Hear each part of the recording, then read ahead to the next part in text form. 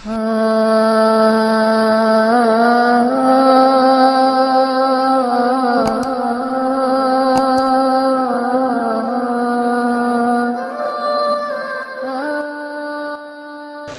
jamaah kaum muslimin wal muslimat rahimakumullah. Teka rasa urang waktu ternyata geus aya di bulan Sya'ban hampir pertengahan. Di bulan Sya'ban urang osok ngayakeun nisfu Sya'ban.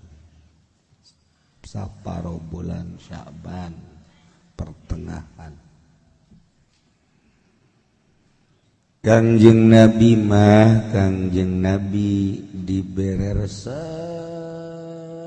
jasa puasa Senin Kemis. Kangjeng kos urang bae kitu umat.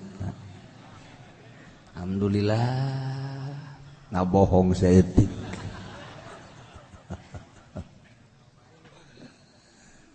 Di luar Senin Kemis ge Kangjeng Nabi marsep puasa. Sering urang ngadenge penceramah di Kifudoli, di kiai-kiai nu sejen, di mana Kangjeng naros ka Siti Aisyah, isuk-isuk aya naon ye dahareun? Teu aya tuan. Oh eta aya mah puasa. Tanyana ge tanu ngomong kitu henteu kitu. Teu endangan jajablog we biasa.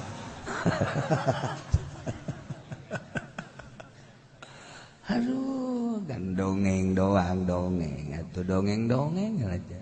Neangan duit mah di mana be.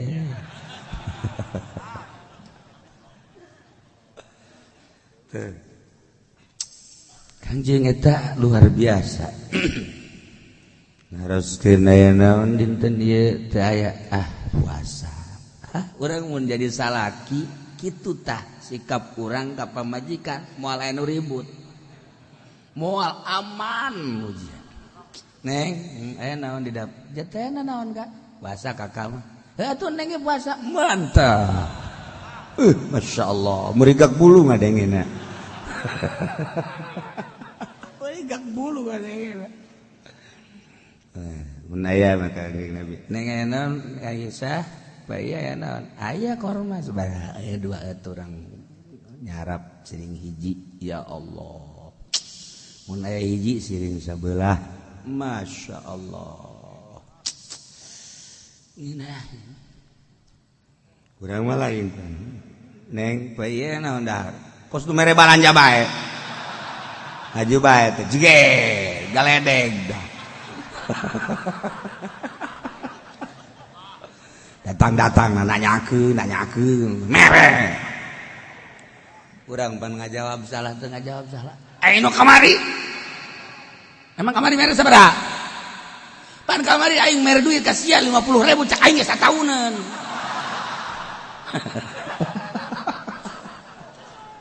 Cek pamajikan insyaallah aing mah bisa satauneun ge.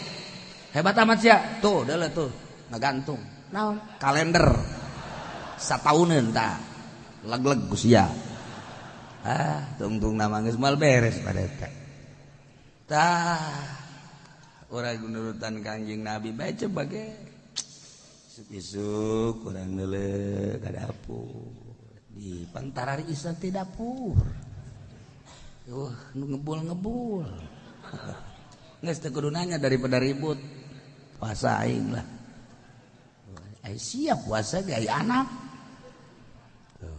Kakak mah puasa neng dia teh naon. Atuh teh naon kakak mah puasa aya anak dek dipuasakeun.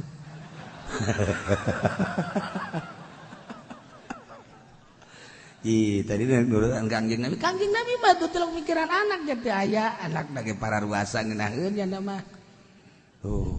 Urang tetep bae tungtung nama ribut deui. Nah, sikap Kangjeng Nabi luar biasa, Masya Allah. Nyontoan ka urang. Komo lamun kieu mah ye neng tah ieu jang poe 500.000 tapi kakak mah ulah ditawaran dahar puasa. majang neng jeung keluarga baik geus dalalahar kadinya 500.000 cukup kan supaya itu isuk malain deui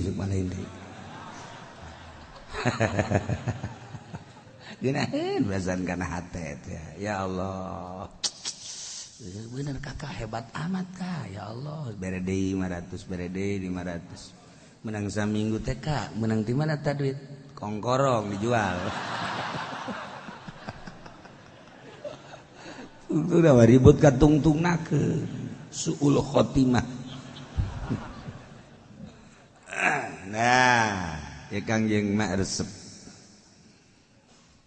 ditaros Kangjeng kok Kangjeng osok puasa Senin emang aya naon oh cak Kangjeng Senin hari kelahiran kaula betapa bersyukurna kaula dilahirkeun dina poe Senin rasa syukur kaula maka ngalaksanakeun puasa ya Allah bersyukur ka Gusti Allah lahir salamet poe Senin mantak puasa. Nah iyalah kehebatan Kangjeng Nabi urang Kangjeng Nabi Muhammad sallallahu alaihi wasallam tuh Senin puasa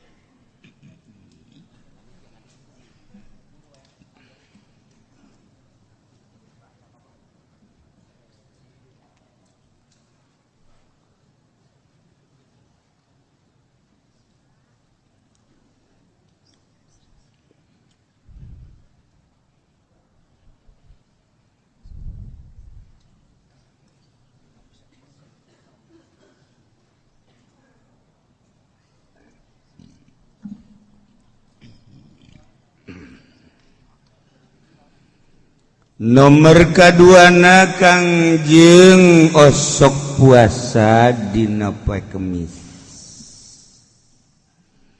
ditaros kunaon tuan sok puasa poe Kemis oh poe Kemis eta aya laporan amal mingguan jadi saminggu sakali amal urang dilaporkeun ka Gusti Allah poe Kemis cak Kangjeng betapa senengna resep mun buku mingguan dilaporkeun ka Gusti Allah kulana keur puasa mantak urang alhamdulillah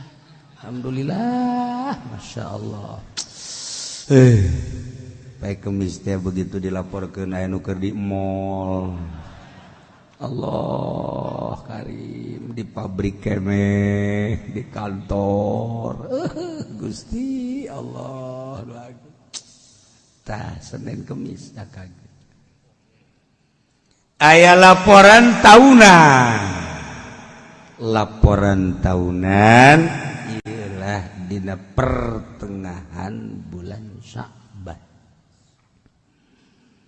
tah eta laporan tahunan tah mah ai poe Kemis mah laporan per minggu hari nisfu Sya'ban mah laporan per tahun mendak iraha cenah Kiai nisfu Sya'ban na jatuhna pada malam Salasa urang nanggalkeun Salasa Rebo Kemis Jumat Sabtu Minggu Senin Salasa naon teh teh kudu digawean masalahna naon ge dik maca Quran satamatan sapeting mangga masalah Usaha masal kos gitu ngagibeg bangun ada.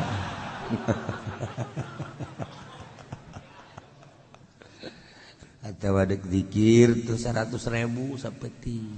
Ayo masalah. Sholawat 4.444. Cadake waduh kapilih hiji ge. Waduh kapilih. Dek dilaporkeun ka Gusti Allah kanu bogana, masyaallah. Kuat ka dicoret-coret buku urang. Geus atuh urang nurutan ba'dul arifin bae maca Yasin 3 balik pada maghrib nu di majelis di masjid berjamaah di mushola di imah atau perorangan dek sorangan bae cenah malah bung babarengan mangga adek jeung keluarga belah cenah hega masalah di mushola bae riungan leutik adek di masjid bangga di majelis bae penting maca nah cenah neka peting-petingkeun bae cenah macana ayo soal bakal moal tanu kos kitu mata asal geus rada dipeting-petingkeun bae geus ya Allah ya Rabb maca Yasin kahiji menta dihampura dosa supaya dosa-dosa urang dihampura ku Gusti Allah mintana kitu doana aya di Majmu Syarif atau di kitab-kitab hikmat di kitab thariqah. Maca Yasin kedua minta dijembarkeun rizki lantaran urang mabeuki dahar beuki nginum asal teu dahar tihang aya 2 tihang tihang jadi 2 kieu horenganan lapar Masya Allah tak urang tak pagawean dua kos.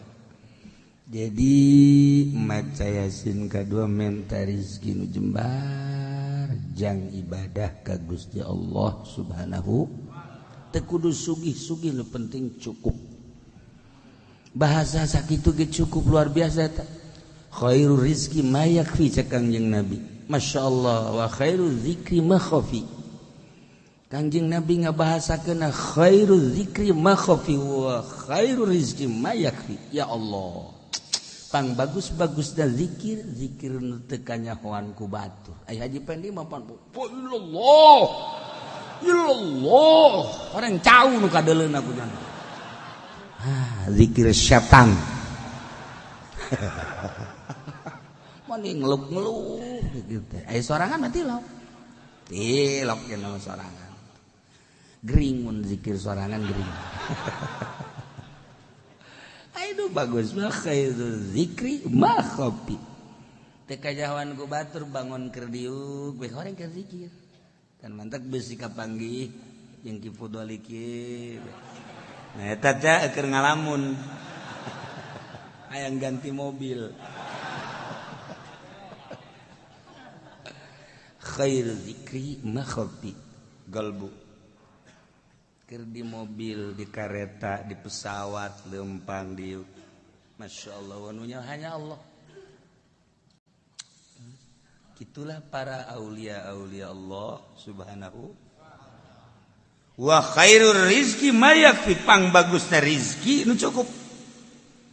Hayang dahar aya cukup, hayang nginum aya wareg seger.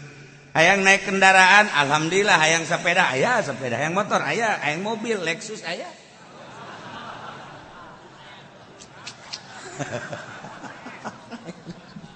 Mayak cukup. Teu kudu loba-loba. Teu kudu. Masya Allah. Hayang sare kamar aya. Hayang tiis aya AC. Kan gitu amat gitulah.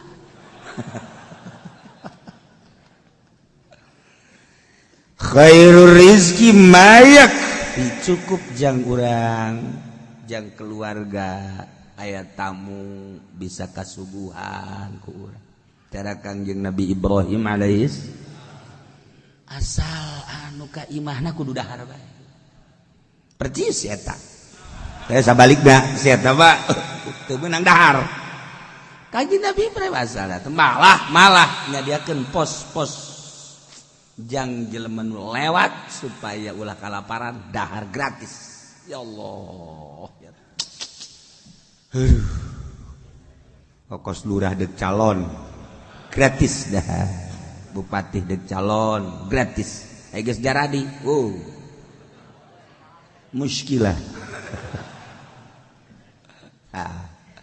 Jadi malam nisfu Syaban Yasin kahiji minta dihampura dosa, Yasin kadua minta dijembarkeun rezeki jang ibadah, nomor katilu minta diberi keyakinan ibadah ka Gusti Allah, cinta mantap mahabbah tur husnul khotimah.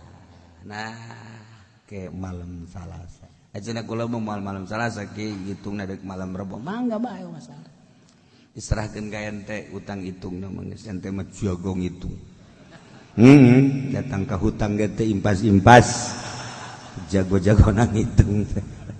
Tah kitulah nya dina seputar bulan Sya'ban ieu nisfu Sya'ban kula ma insyaallah malam Salasa.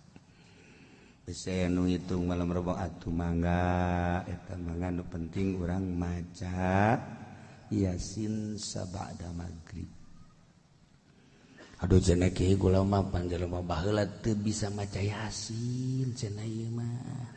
Kulhu bae kulhu. Sabaraha cenah kieu kulhu 3. Saya tilu. Ulah loba 3 lah. Si gering saya mah leuwih ti 3 gering. 3. Emang nu manjak 3 kula cak Kangjeng Nabi man qara'al ikhlas saja lemah nu maca surat Ikhlas 3 sarua jeung Al-Qur'an. Jadi madak urang ngariung teh maca kulhuna 3 eta teh Al-Qur'an. Asal ngariung we kulhuna 3 nilaina Al-Qur'an. Masya Allah. Cek Kangjeng Nabi sanu cepet-cepet cek Kangjeng Nabi nu bisa namatkeun Al-Qur'an bakal dibere hadiah. Waduh sahabat sat maraca Qur'an. Wah cepet. Sidina Ali mah kieu. Ali kudu miluan entos kan. Entos tamat alhamdulillah. Cepet amat macat kulhu 3 gitu.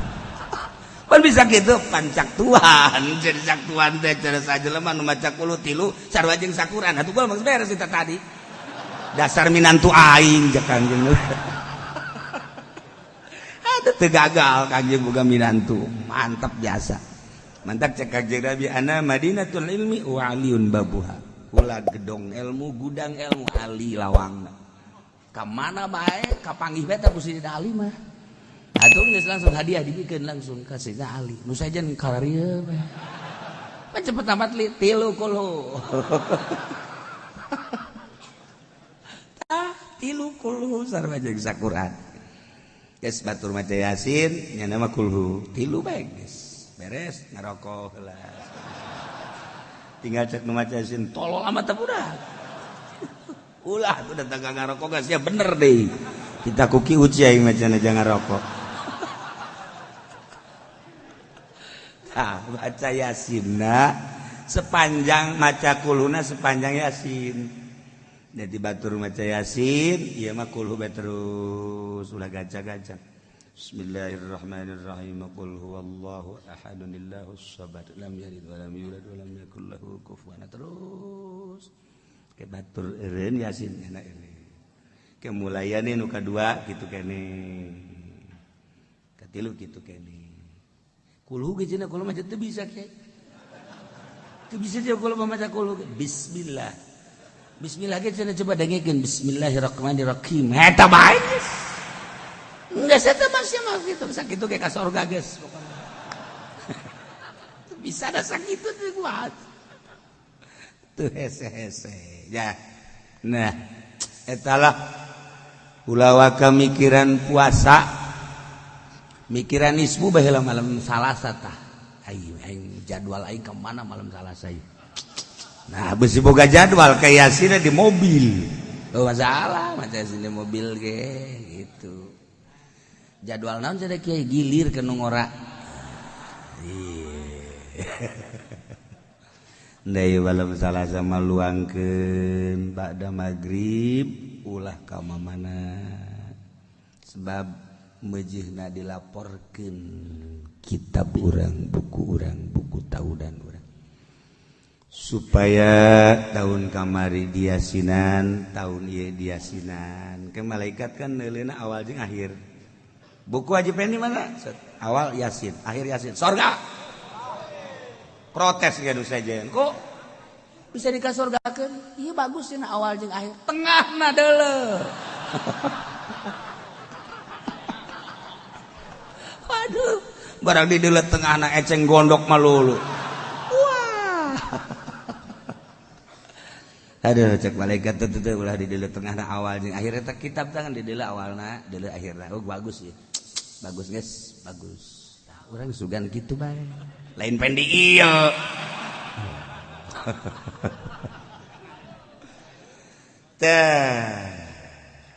Nisfu Sya'ban. Sanajan aya nu ngabid'ah-bid'ah. Tapi lamun salat mola. Salat nisfu Sya'ban. 100 rakaat, 100 rakaat ulah bid'ah. Bisa aya di lembur-lembur, di musala-musala nu ngalaksanakeun salat nisfu Sya'ban, urang ulah milu. Ulah. Ye, atuh kiai teh sanajan teu dilarang emang embung ieu. Kula mah ngeunaheun ngadenge kiai dilarang gitu. Atuh boro-boro eta ja subuh ge qodoan. Ngan ulah.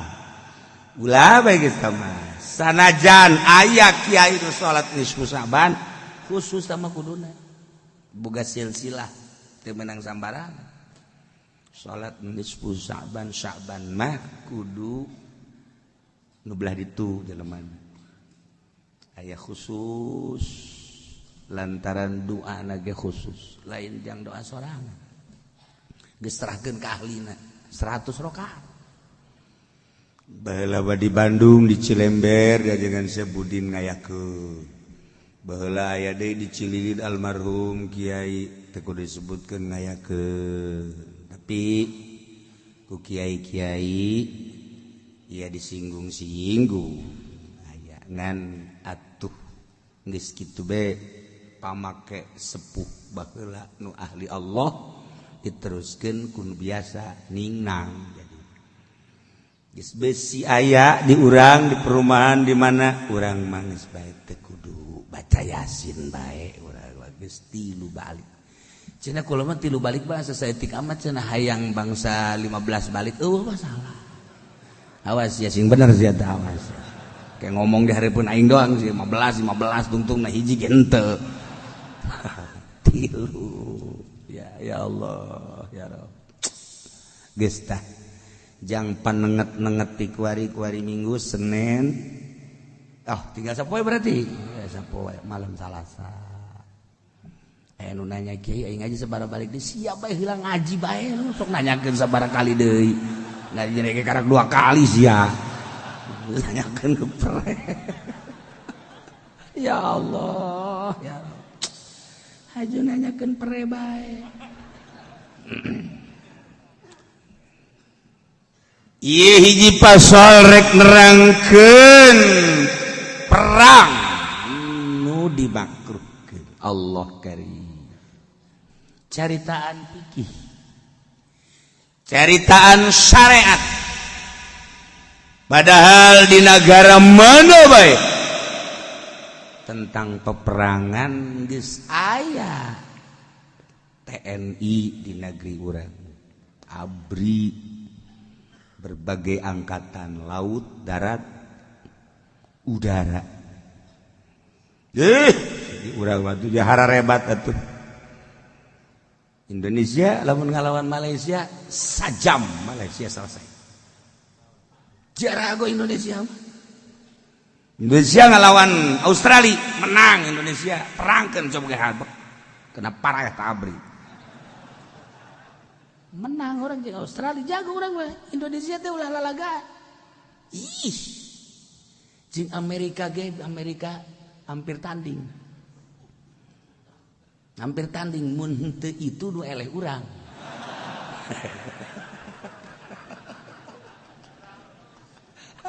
Atau ingat ka Gus Dur mah bisa ta Gus Dur. Jet Amerika set. Hebat ta Gus Dur ispeuh.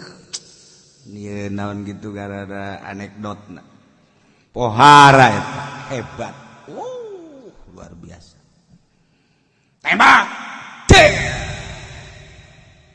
Kena kapal tapi tetap kuat. Itu kapal Amerika. Inggris. Tembak. Bisa kelin. Indonesia, jangan ditembak. Cek Gus Dur jangan ditembak, enggak usah. Emang kenapa? Jatuh sendiri. Hayam eta Gus Dur.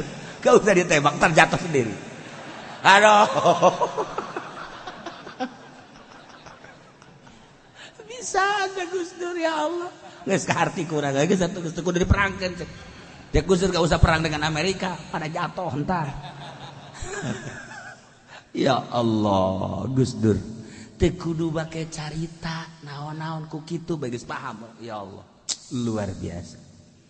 Luar biasa. Gitulah bahasa-bahasa ahli-ahli Allah. Jadi kiai-kiai nu mengamati Gus Dur, politikna, ekonomina, budayana, henteu kudu ku bicara anu vulgar. Dengan bahasa anekdot kaharti kurang wadak pasti mual kebal cak kiai pasti mual kebal Jawa Timur termasuk kula mual kebal di awal berangkat sebab naon nu dibahasakeun ku nyana usul fikih usul fikih kan berarti ka syariat walaupun langkah-langkahnya bicara nyana wow demokrasi tetapi selalu pakai bahasa usul fikih. Oh, berarti kan negeri dorobah setik-setik. Amerika kan jago. Amerika kan lain sembarangan. Oh, berarti cek Amerika, ini orang sulit, lain di mulut, lain di hati. Lain di mulut, lain di hati. Maka ngutuslah Rais Amin. Oh, Rais utus. Dan lain sebagainya. Seperti itulah. Gus Dur Gus nyontoan ketika manehanana dilengserkan dengan rendah hati negara lain milik sorangan perorangan nu rakyat ketika rakyat menginginkan saya lengser padahal mau dipertahankan sangat bisa kesalahan anak sangat kecil tetapi yang contoh untuk selanjutnya tidak perlu gontok-gontokan ketika dilengser Pak Harto piawai segitu mah piawai segitu mah Pak Harto teh lamun kamari ieu nyanyian kekuatan untuk terus lanjut kuat Pak Harto mah atau TNI di leungeun nyana polisi di leungeun nyana organisasi di leungeun nyana tokoh-tokoh di leungeun nyana lamun cak Pak Harto lanjutkan terus saya bunuh orang itu geus acak-acakan ujianna tapi kuat Pak Harto teh nyana oh dengan senyum piye kabare itu nah iya Pak Harto hebat Pak Harto Gus Dur hebat luar biasa apa ada tanda-tanda untuk selanjutnya ketika dilengserkan wallahu alam maka para ulama-ulama menghadapi pemilu bakal datang selalu berdoa ke Gusti Allah sebab ada tanda-tanda kurang bagus ayat tanda-tanda kurang bagus maka ngadoa supaya ulayana ente makan orang-orang opo-opo laiya seromo ke istana wis gawa bingkisan ya wis lah mengkonon kan serama iya anak wong iki kan lain eta tajakeun ka Habib A tajakeun ka Habib C tajakeun ka Habib D anu geus teu mireungeun kana dunia tanyakeun di Jawa Timur ka Kiai A tanyakeun di Jawa Tengah ka Kiai B anu nyana batinna selalu ka Allah di Banten tajakeun ka Kiai C nah ngahijilah Habib eta Kiai eta lain urusan masalah naon dek sahabat manunya ke tetapi ulah aya kacau sebab urang kuari disetir ku dua bana cenah Kiai nah eta nu hesena kos kitu lamun ku sorangan makan peperangan tapi lamun ku dua kan jadi perang selalu berdoa teh jang keamanan sampai saat itu can aya tanda-tanda encan mantak terus ngadoa Jawa Timur, Jawa Tengah, Jawa Barat, Banten. Batur mah memikirkeun teh supaya jadi kiai eta mah lain aman. Ya Allah supaya ulah aya naon-naon mengarah kana kurang kondusif. Tah, urang lamun ngomong ka dia kondusif berarti coba ka belah dia. Naon si Haji kondusif. Nah, naon ja kondusif? Teh cak Haji pendek apa sih kondusif? Kakak ada yang baca kondusif. Nanya deh ke kiai naon, aing gitu ya artinya aing. Tah, iyalah. Keur carita peperangan. Di sebuah negara aya imam. Lamun urang nyaritakeun imam sing hade imam teh pamimpin, tapi lamun di Iran imam teh imam Syiah. Aya Syiah imamnya Isna Asyara nu 12 kelompok. Zaidiyah kayak lamun urang nyaritakeun Syiah di hareup. Ieu mah keur carita tentang imam, pemimpin, raja, yakni sultan atau di urang presiden, imam. Negara Indonesia kuari diserang ku Amerika atau diserang ku RRC ai diserang ku senjata mah langsung tempur mau tidak mau rakyat bang ludang kajen kukumaha ge ye atuh rakyat ge moal cicingeun ujianana golok tarang hau ge di kieu-kieu jang naon mencit sia lalu bawa mau sia ujian pokoknya Indonesia mah terkenal jasa Indonesia teh lain jelema sembarangan. Lain jelema sembarangan eta teh masih diperhitungkeun ku Belanda. Lantaran pernah terjadi lain sekali ketika Kapten Belanda tas nembak lompatnya tapak sukuna ku kiai ngan sakadar dikitukeun dong. Kesek paeh. Tapak suku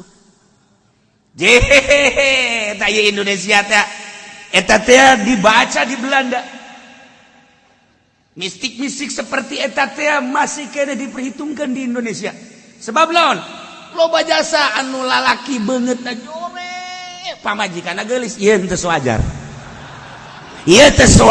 kajen kumaha aya permainan mistik ieu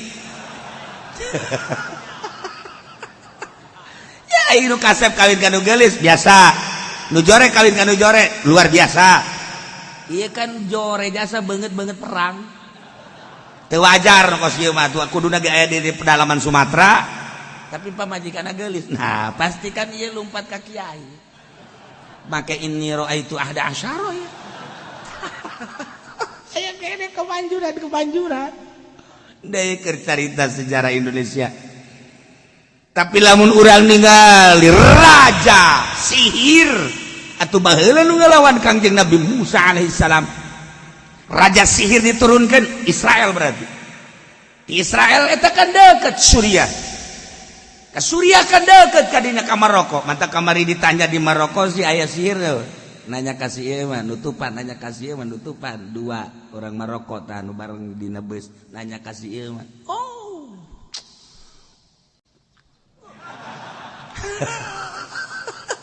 Maroko deket jasa kayahoan lamun main bola Maroko main jeung mana lamun keur rada iseng cak urang di itu kamari di Maroko keur rada iseng nah eta beda permainan Maroko sapira urang Maroko laletik jeung teu begitu tampil tapi masuk dunia terus ngan diarulah eta urang ditu raja sihir di urang ge kan aya Baduy adukeun habak Israel jeung Baduy emang kumaha kitu Baduy Baduy teh pucuk umun, boga ilmu anu lain lalagaan. Nyana mah bisa hiber satungtung deuleu. Pucuk umun. Aju teu balik deui paeh meureun. Ugal negara aya, ugal negara. Nah ieu keur carita negara urang ari diserang secara fisik wancan, tapi secara politik mah urang keur dijajah ayeuna teh. Dijajah urang teh kerasa bagi para pemain politik. Kulantaran para pemain politik kerasa keur dijajah. Bangkit nyana batinna kumaha carana. Tambah dengan penjajahan perekonomian. Sangat luar biasa. Ekonomi urang teh keur dijajah sangat luar biasa. Sehingga temenge bangsa urang teh temenge. Nu boga pabrik bangsa batur. Anu boga perumahan bangsa batur. Anu boga mall bangsa batur. Eueuh sugan Haji Abidin boga mall. Eueuh Haji Fendi cenah boga mah. Haji Fendi ngagebegan sate, tah eta bangsa tah. Asal ngagebegan sate urang Indonesia, dagang baso urang Indonesia, nu boga mall bangsa batur. Sok ekonomi banyak ketimpangan geus karasa. Anu lempang kuari urang makan teu paham. Bang anu sangat mujarab. Lempang bangsa. Bang mana? Teliti ku urang. Bang pemerintah ge eleh ku bang eta. Kecepatan, ketangkasan dan lain-lain sebagainya. Ngelehkeun. Nah, eta kan berarti kan geus mendominasi. Ieu kan geus aya titik-titik bagi anu bergelut di ekonomi, bagi anu bergelut di politik, merasa terkalahkan selalu. Nah, ieu geus aya. Mulai. Ai perang eta mah eukeur. Geus sabaraha taun perang eta mah. Perang budaya eukeur, perang fisik tinggal mencet kenop doang. Dek. Terjadi cara Baghdad, terjadi cara Suriah, terjadi cara Yaman. Tapi urang mah ngadoa supaya ulah perang teh, ulah. Boro-boro perang dar-dor, kakarak nu kolot jeung nu ngora perang bae ge urang. Aduh. Riweuh perasaan kadeleuna. Sapiraha nu ngora jeung nu kolot. Tapi kan eta korban salakina heesna ge di pos Kamli. Korban kata sakitu ge nu kola jeung nu ngora. Deuk ka imahna ngabangun nyana sieun nyana. Tolong teh coba. Ngabangun nyana, duit nyana, nu ngabiayaan nyana tapi deuk ka imah sieun. Ya, mendingan nyandung deh tilu abang. Atuh payah di jalan ge. Haha, ieu baker carita diserang. Kan ai diserang mah lain tentara bae nu perang.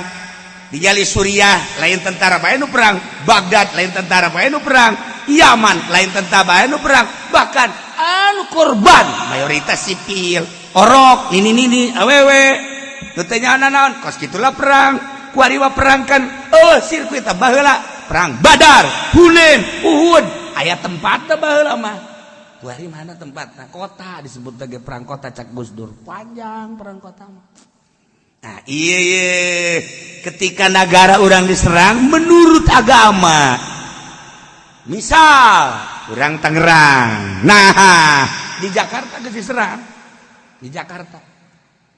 Urang kan kuari geus teu nyaho.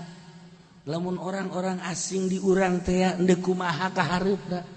Per hari 1000 dararatan. Wallahu a'lam ti golongan naon. Kemudian dan lain-lain sebagainya. Kecurigaan anu geus jelas kamari di bandara eta senjata nu sakitu lobana diamankeun ku TNI. Tetapi di balik pengamanan kok dek pemilu si make senjata segala aya naon di jerona. Tuh ngadoa ya Allah ya Rabbi mudah-mudahan ieu mah ulah ngarasakeun perang parah bae geus diheula. Ya kan? Daripada perang maning pae heula apa moal. Tuh sia mah pae embung perang embung. Kangjeng Nabi mah doa Allahumma inna nastaghfiruka khairat wa tarkal munkarat wa hubbal masakin wa idza aradta bi ibadika fitnatan faqbidni ya Allah ilaika ghairu maftunin. Doa itu. Allahumma inni as'aluka ya Allah abdi nyuhunkeun ka Gusti fi'lal khairat pagawean nu bagus wa tarkal munkarat ninggalkeun berbagai kemungkaratan wa hubal masakin cinta terhadap para masakin wa idza aradta bi ibadika di mana Gusti ngairodat ngarepkeun ka hamba-hamba Gusti fitnatan kana fitnah takbirni ya Allah maotan abdi ya Allah ilaika balikeun ka Gusti tuh fakbid ya Allah ilaika ghairu maftunin ulah datang ka kena fitnah can puguh kuat urang kena fitnah nah iyalah maningan minta salamet ka Gusti Allah nah sok geura ngadoana di imah masing-masing bae ya Allah ya Rabbi abdi mah minta paeh bae Gusti emang gunaon kredit teu kuat ya ieu fitnah kreatur betapa lain kredit teu kuat bayar tapi tak korak sia gara-garana aya deh ya Allah ya Rabbi abdi mah paehan bae ku Gusti bangun nu kolot galak je atuh teu mah teu kudu minta paeh kawin deui hayu Gusti imah fitnah anu bakal ngaleungitkeun kana akidah nu urang bakal moal kuat geus beta ka Gusti Allah tah doana nu tadi apalkeun tah doa eta doa minta paeh henteu lah cenah kieu doa eta mah ulah ka ditalar cenah sia mah nalarna ya goni ya agni tah asal agni ini bae ditalar bangsa doa minta paeh mah teh tah ieu andai kata Jakarta diserang sikap urang kan wajib komo geus dihareupeun lawang cara kamari atawa diserang nyana melalui serang atau kan perang mah kitu strategi da nah terang ka urang ieu deuk berangkat ka serang tetep kudu aya izin heula ti imam warisa Imam Jokowi presiden tercinta nah iya artinya kudu aya presiden kudu aya izin di presiden lamun presiden ngizinan mangga presiden ente ulah tentu ente langsung di presiden meureun aya wakil-wakil presiden ialah panglima mantak wa yusanu idza ba'atha sariyah ayu amir alaihim wa yaqudal bai'ata bisabat disunahkeun nyieun amir nyieun pemimpin di mana ngutus kana utusan perang supaya nyieun pemimpin jeung kudu beat sumpah setia cara beat di zaman Kangjeng Nabi Muhammad sallallahu alaihi wasallam nah makruh ngalaksanakeun perang bi ghairi idnil imam tanpa aya izin imam andai kata musuh aya diserang urang dek berangkat ka serang tanpa izin ti imam makruh atawa naib imam tanpa izin ti naib imam yakni panglima nah urang tanpa izin makruh teu meunang berangkat kecuali mendesak masalah lamun mendesak mah lamun urang minta izin heula ieu moal kaburu bakal kaserang manten hege masalah nomor kedua bisa pot maksud aya futahul maksud bi zihabil istizan nah geus atuh aya kos kitu mah lanjutkeun jadi lamun tenang suasanana tetap kudu aya izin tapi lamun geus mendesak teu kudu izin langsung berangkat deuh urang atuh geus dijagaan ku ari mah perang ti luhur aya panglima turun ka handap aya kodim korem turun deui ka dieu ka kecamatan aya koramil atuh geus urang mah teu kudu perang ngan jang perang saeutik tentara teh tah sapira sebagai koramil eta teh jeung danramilna ngan sabaraha urang kecamatan teh sabaraha rebu sadesa bae ge pasar kemi Sukamantri sadesa aya 12.000 na jelema can desa itu sekecamatan sabaraha 10.000 manusia eta koramilna tentarana saeutik kabagian urang babinsa teh ngan saukur 2 sa ieu sakasa sanon sadesa 2 ya atuh lamun sadesa 2 mah lamun kaburu penyerangan geus paeh ti heula nya paeh ti heula kurang mantak nu kudu loba mah nu jari abri sebenarnya kudu loba-lobaan polisi di urang, polisi jeung TNI jeung abri lobaan polisi. Dan abri mun perang saudara deukeut asa perang. Kudu aya izin. Wayah der perang mah geus TNI urang-urang. Jadi teu meunang urang solonongan. Sebab perang mah kan nu diandalkeunana tanaga jeung teknis-teknis perang. Maneh Haji Pendi misalnya minta izin perang mal izinan. Sebab endek naon tuh? Penca teu bisa. Tanaga eueuh. Nyana mah atuh lamun aya Belanda ge Belanda atau Amerika lompat ke hareup, udah jangan ditembak. Jangan ditembak biar lali sendiri. Lompat set 100 meter ge geus. Geus antepkeun geus antepkeun paeh dirinya. Potongan kitu mah teh jeung naon? Pisikos kitu mah. Jangan lain ulah tita perang nu kos kitu mah. Ulah. Nu tita perang mah wah. Awak mah. Lamun naik tangkal kalapa dua balik kalau set eta kan. Naik gunung mantak tentara mah dilatih, naik gunung turun gunung, hutan keluar masuk hutan. Ieu jang perang. Masya Allah. Urang mah kan namun dibere senjata moncongna dikaurangkeun. Der pae sarang. Eta kan salah tuh kudu ka mana? Tak kudu nu terdidik, tapi kan aya geus der perang lah tuh geus kitu bae. Jawaya perang mangke kos gelut penca tinggal penca aya geus der gelut mah penca leungit.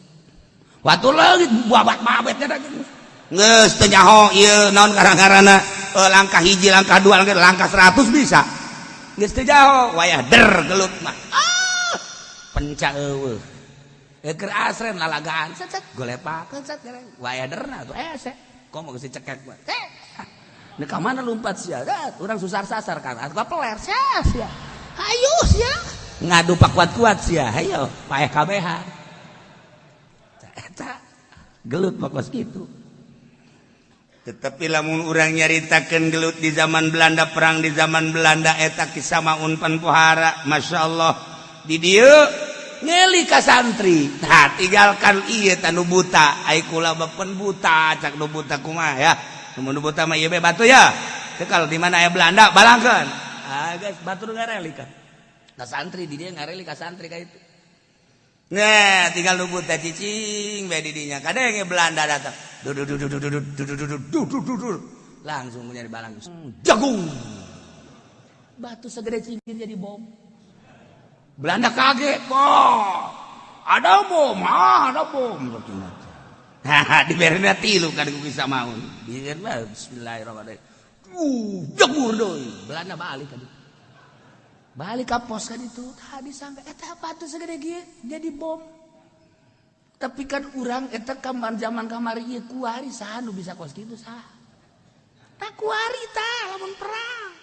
Dongeng kamari ieu mah loba aja Bung Karno ge kan hebat jasa. Lamun Bung Karno dicepit, didigul aya di Jakarta aya. Namun Ki Ahmad didigul aya di Jakarta aya. Jadi atuh kumaha atuh cara rago jasa. Lamun urang nyaritakeun, nah eta naon karangarana di jero penjara. Bung Karno kan di penjara jeung Ki Ahmad da. Atuh kunaon eta kiai nganteuran ka ditu pan dikunci. Tapi asup ka jero. Cenah jalan mana eta? Eta tah jalan tihang teh nu sok aya kancing bolongnya. Dia jalan ka dinya, masa sih asup ka dinya. Lamun kos kitu mangeunaheun jasanya urangnya. Heuh bisa asup ka liang kos kitu tah. Tah eta kan zaman kamari mah baralisa tah. Ieu kuari nu bisa kitu saha?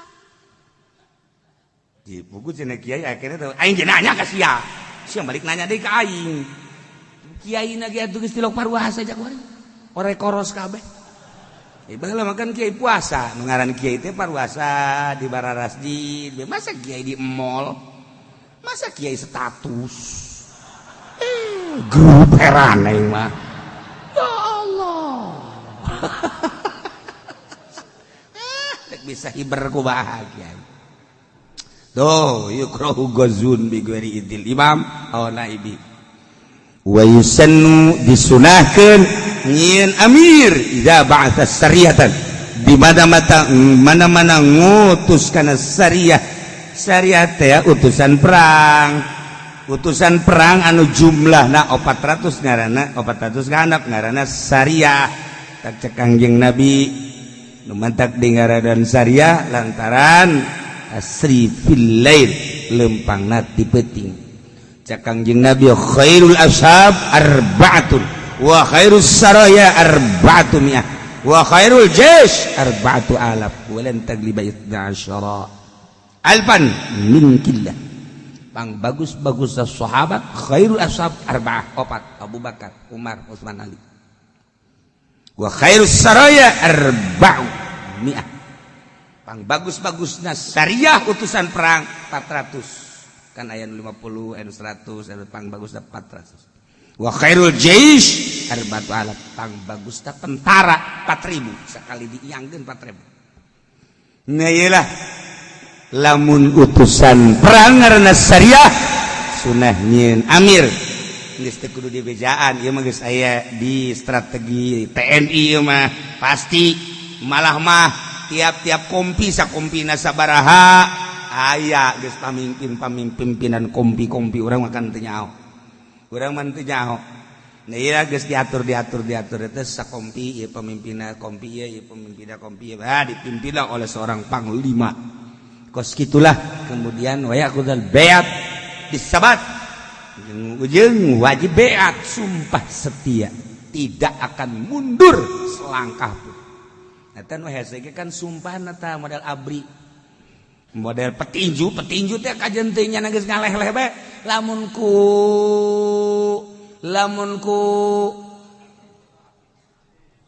pelatihna ti hudang deh sanajan geus gigian bae pantang mundur cenah. Sana jangan geus